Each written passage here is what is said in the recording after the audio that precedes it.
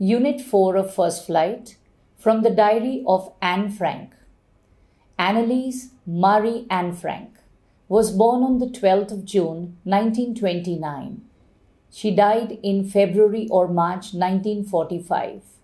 She was a German-born Jewish girl, and her family were in hiding in Amsterdam when the Germans occupied Netherlands during the Second World War. They were hiding in her father Otto Frank's office building.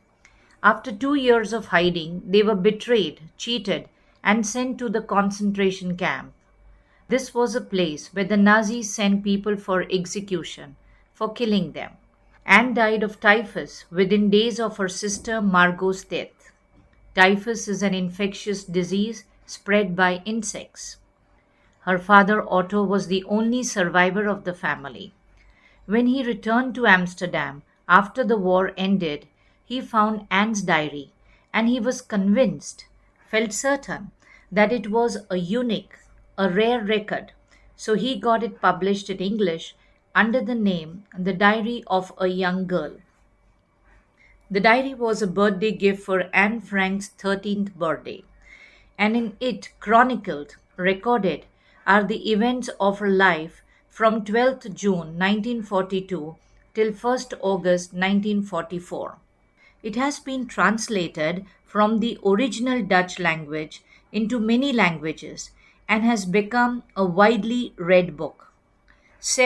Many films, television programs, and theatrical drama productions, and even an opera, song-based storytelling show, have been based on her diary. It has been described as the work of a mature, grown-up, and insightful, understanding mind. The diary provides us with an intimate, close examination, assessment of daily life under Nazi occupation. Anne Frank has become one of the most renowned, famous, and discussed, spoken about Holocaust victims. Holocaust means mass killing of Jews by the Nazis. Anne Frank believed that writing a diary was a strange experience for her because she had never written anything before. She felt that what she wrote were the musings, thoughts of a 13-year-old schoolgirl, and no one would be interested in reading them. Her main aim about writing a diary was getting all kinds of things off her chest, feeling light by sharing one's worrying thoughts. Anne believed that paper has more patience than people. So on one of those days, she was feeling a little depressed, sad, and was sitting at home with her chin in her hands, bored, listless, with no energy or interest, and wondering whether to go out or not. She decided to write in her red diary, which she had got as a birthday present. She had no intention, aim, of showing her writing to anyone except a friend. Anne confessed that what prompted her in the first place to write a diary was that she didn't have a friend. Anne spoke about the people she knew. She said that there were about 30 people she could call friends, but none of them was her true friend. She wasn't close to anyone. There was no one in whom she could confide, tell personal things to a person one trusts. So she wanted to write her feelings in the diary. She had decided not to jot down, write facts in the diary, like most people do. She wanted the diary to be her friend, and she gave it the name Kitty. She felt that if she jumped to writing in the diary about her feelings directly, then no one would understand anything.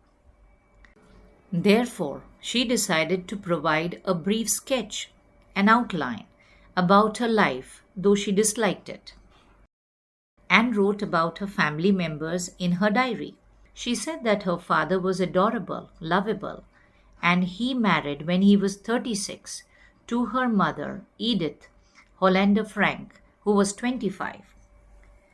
Her sister Margot was born in Frankfurt in Germany in 1926, and Anne was born on 12th June 1929.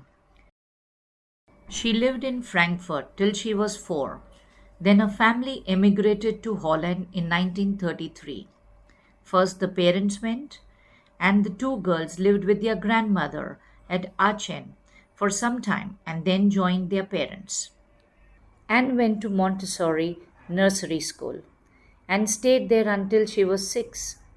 When she was in the 6th standard, Mrs. Cooperess was her headmistress. At the farewell send-off function, she and the headmistress were in tears. In the summer of 1941, her grandmother fell ill and had to have an operation, but she died in 1942. Anne loved her a lot. In her diary entry of 20th June 1942, she said that all the four of them were doing well, and for her birthday celebrations, an extra candle was lit for grandmother with the other candles.